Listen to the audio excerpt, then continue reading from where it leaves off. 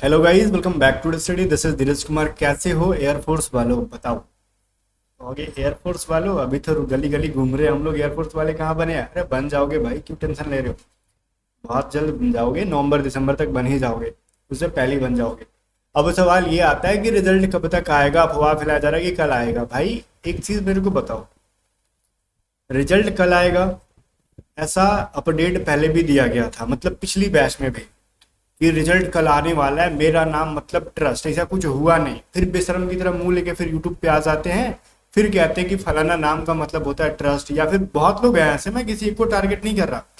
तो गाइज यहाँ पे अपने आप को ये रखना ना कि रिजल्ट जब आएगा तब आएगा, लेकिन जब तक ऑफिशियल साइड पे कुछ ना दिखे अपडेट, पहले नहीं मानने का कि रिजल्ट कब आएगा, या फिर बेचैन नहीं होने का। हर जगह देख रहे हैं, व्हाट्सएप पे भी यही मैसेज है, कमेंट में भी वही मैसेज है कि एयरफोर्स का रिजल्ट कल आ रहा है क्या। मैंने पूछा भी एक आध लोगों से किसने बताया, तो बोल रहे हैं फलाना फलाना फलाना चैनल वाले। भाई पहली बात तो ये, अगर रिजल्ट कल आना होता, ठीक है, और एयरफोर्स को कल आ रहा है पहले बताना होता, तो वेबसाइट पे बताता ना, कि किसी इंसान के कान में जाके बता रहा होता।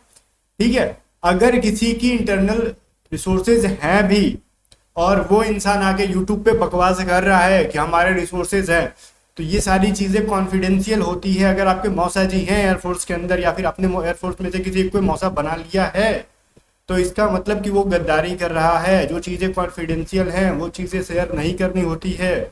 और अगर उनको शेयर करना ही होता है तो पहले से एयरफोर्स वाले भी पाए पाए कर रहे होते वेबसाइट पे जाके। अगर वो नहीं कर रहे हैं तो पेशेंस बनाए रखो। और मैं बहुत सारी चीज़ें बताने आया हूँ, सिर्फ रिजल्ट के बारे में नहीं। ये भी बताऊंगा कि फेज 2 मान लेते हैं कि अगर रिजल्ट आ भी गया, वैसे तो कल आने की पॉसिबिलिटी नहीं है। ठीक है। Air force generally with in 30 day या फिर 30 डेज के एक आध दिन पहले देता है, जैसा कि उनका रूटीन रह चुका है। तो इस हिसाब से अगर 19-20 को आपका एग्जाम खत्म हुआ, तो उस हिसाब से 17-18 को उसका 30 डेज होगा। तो ये एक्सपेक्ट करके चलो, या तो 15 या फिर उसके बाद रिजल्ट आए बिफोर 18, ऐसा मैं मान के चल रहा हूँ। किसी सिचुएशन में किसी ऐसा कभी कभार केस ऐसा हुआ कि 30 डेज से ज्यादा गया है, एक बार हुआ है, बट ऐसा नहीं होता। जनरली 30 डेज से पहले आ जाता है। ठीक है। तो ऐसा मान के चलो कि आप 15 तारीख तक को टारगेट रखो। अब ये नहीं कह सकते ना कल आ रहा है, किसके मौसा जी ने बता दिया कल आ रहा है। अगर मान लेते आ रहा है तो ठीक है, बहुत अच्छी बात है। मेरे को नहीं पता भाई जनरली। अब मैं आगे की चीजों को बताने आया यूट्यूब पे, ये सब बकैती करने नहीं कि कल आ रहा है नहीं आ रहा। ठीक है, मैं शुरू में बोल रहा हूँ कि सब अफवाह मेरे को लग रहा है। क्योंकि जो कहते हैं ना, वो पहले भी कह रहे थे कि आज शाम को 5 बजे आएगा। 5 क्या 6 बज गया था, नहीं आया था। बाद में कह रहे हैं कि भाई इस रीजन से नहीं आया। तुम्हें बैठ जाओ, चेयरमैन बन जाओ। ठीक है। तो ये सब चीज़ों पे विश्वास ना करो, वेबसाइट पे टाइम वेस्ट ना करो, फिजिकल पे ध्यान दो। फिजिकल के बारे में बताऊंगा, फेज 2 के अंदर ग्रुप डिस्कशन होगा, उसके बारे में बताऊंगा। अगर आपको लग रहा है कि इस बार के स्कोर बहुत अच्छा नहीं हुआ है, तो आगे की तैयारी करो। ठीक है। और आजकल यूट्यूबर्स बेशरम ही हैं। ठीक है। सबको गिन लो, किसी एक को नहीं कह सकते तुम हो मैं हूँ वो है। बेशर्मी की सारे तो पार कर देते हैं। ठीक है। कह देंगे कुछ नहीं हुआ, फिर मुंह उठा के आ जाएंगे, फिर कह देंगे ना। सुने हो, जैसे बहुत सारे लोग होते हैं रास्ते में चल रहे हैं, गिर गए, ठीक है, किसी को पैर में लगी बजा रहे होते हैं और खुद गिर जाते हैं, तो फिर धुल जाके खड़ा हो जाते हैं। फिर 4 कदम बाद फिर किसी को पैर में पैर फंसाते हैं। वही चीज हो रहा है और कुछ नहीं। ठीक है। जो रिजल्ट आएगा आपको 15 तारीख तक आ जाना चाहिए, ऐसा मैं एक्सपेक्ट कर रहा हूँ। बट ये 30 डेज का टारगेट रखते हैं एयरफोर्स वाले। पहले नोटिफिकेशन में खुल के लिखते थे, अभी पता नहीं लिखे कि नहीं, बट आप एक्सपेक्ट करो जब रिजल्ट आएगा फेज 2, तो क्या इंस्टेंटली आपका फिजिकल हो जाएगा। बड़ा मुद्दा ये है, क्या इंस्टेंटली आपका फिजिकल ले लेंगे। पहली बात देखो, मैं बहुत सारी आपको ना काउंटिंग करवा देता हूँ। आपका फिजिकल और मेडिकल पूरा प्रोसेस होने में लगभग 2 से ढाई महीना लग जाता है, मतलब खत्म करने में इसको। लाइक री मेडिकल किसी को मिला, फिजिकल अगर हुआ ना, उसके अगले एक सप्ताह के अंदर आपका मेडिकल लिया जाता है। ठीक है। फिजिकल जहाँ पे होगा, पास वास हो जाते हो फेज 2 के अंदर, तो आपको वहीं से एडमिट कार्ड मिल जाता है मेडिकल के लिए। वहां पे जाते हो, आपका 2 डेज प्रोसेस हो, 1 डे प्रोसेस हो, जो भी हो, आपको उसी दिन आपको फिट हो तो ग्रीन कार्ड मिलेगा, अनफिट हो तो फिर आपको रीमेडिकल के लिए अपील करना होता है। रीमेडिकल मिलेगा, नेक्स्ट 25-30 डेज का टाइम देते हैं। पूरा प्रोसेस मिला के आप अराउंड 2 से ढाई महीना होगा। ठीक है। मान लेते हैं अगर आप ऐसा सोच के चल रहे हो कि रिजल्ट देते देते फिजिकल ले लेंगे, ऐसी पॉसिबिलिटी नहीं लगती है, क्योंकि उन्होंने नोटिफिकेशन में लिखा है नवंबर में लेने वाले हैं, देने वाले हैं ये लोग पीएसएल एंड वो इनरोलमेंट। और अभी महीना चल रहा है मई का, तो अगर मई में रिजल्ट देके मिड में और ये एंड में फिजिकल ले लेते हैं विद इन 15 डेज या फिर आफ्टर 50 डेज, तो ये जून जुलाई तक तो पूरा प्रोसेस खत्म हो जाएगा, जुलाई तक। तो अगस्त सितंबर अक्टूबर नवंबर, क्या ये 3.5 महीना वेट कराएंगे ऐसा नहीं है, ये वेट कराएंगे फिजिकल का ही। अगर फेज 2 का आपका आता है तो ये प्रॉपर टाइम देंगे, और उस प्रॉपर टाइम का वेट मत करो। जिस तरीके से गर्मी बढ़ते जाएगा मन नहीं करेगा फिजिकल की तैयारी करने के लिए, तो इसी टाइम सुबह सुबह जाके रनिंग करो, और आपकी फिजिकल मोस्ट प्रोबेबली ऐसी चांसेस हैं कि आपसे ये जून या जुलाई में कराएंगे, ठीक है। तो वो एक चीज पता है क्या होगा इस बार, जून जुलाई में जो अगर दौड़ाएंगे ना तो 9 बजते बजते जो होता है ना कि हालत खराब हो जाता है, जून तक भी जाता है फिजिकल, तो आपका हालत खराब होगा। तो गाइस कोशिश करो कि अगर आप बिगिनर हो, पहली बार रनिंग कर रहे हो, तो थोड़ा अर्ली मॉर्निंग जाओ, पहले हैबिट बना लो, ठीक है। और जब हैबिट बन जाएगा आपका, जैसे मान लो 10-15 दिन का हैबिट बन गया, देन कोशिश करना कि हल्की हल्की जब 6 बजे 6:30 बजे के बाद रनिंग करो, कि थोड़ा बहुत भी धूप निकल जाए। 7 बजे से रनिंग कर लो, 1600 मीटर की रनिंग है, कोई ज़्यादा है नहीं, ठीक है, 7 मिनट की।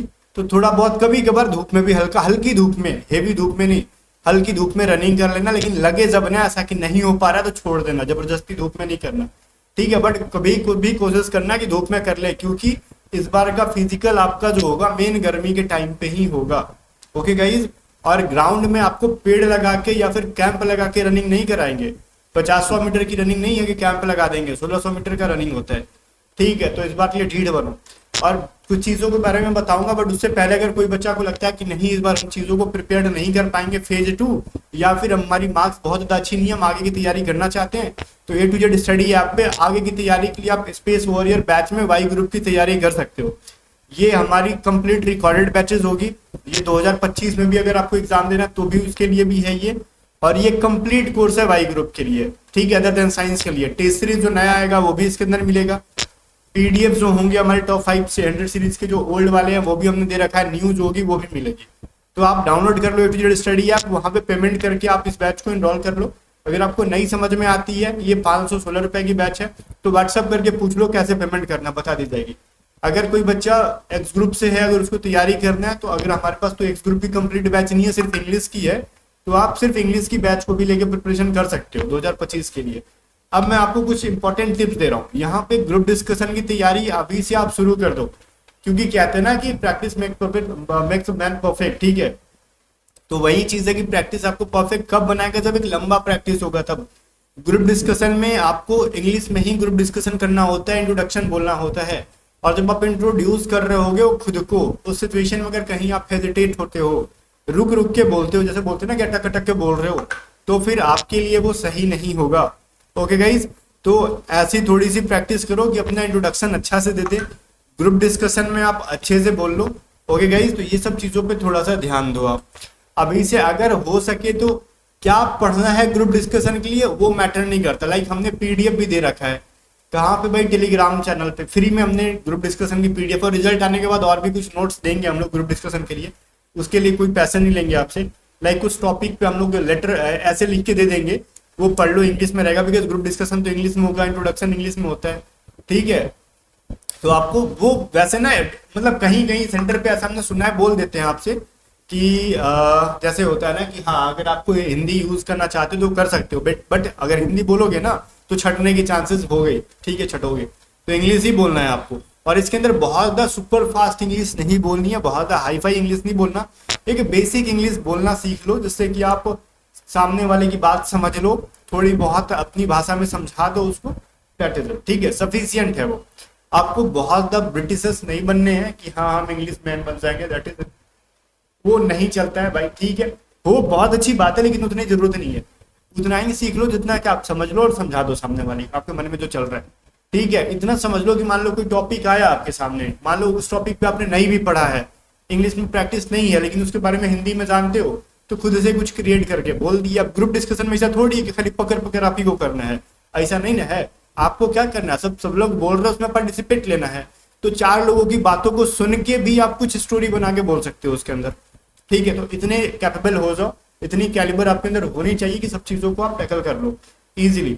तो गाइस अगर आसपास में कोई इंग्लिश स्पोकन क्लास है तो ज्वाइन कर लो 1 महीने 1.5 महीने के लिए, क्योंकि आपको इतना टाइम मिल जाएगा। मैं जहां तक जानता हूँ इस बार भी टाइम देंगे ये लोग फिजिकल के लिए, बट मैं आपको कह नहीं रहा हूँ कि आप टारगेट करो 1.5 महीने बाद होगा, बट मैं ऐसे एज्यूम कर रहा हूँ, क्योंकि अभी इस तरीके से PSL और एनरोलमेंट का इन्होंने डेट दे रखा है, तो थोड़ा सा लंबा चलेगा ये।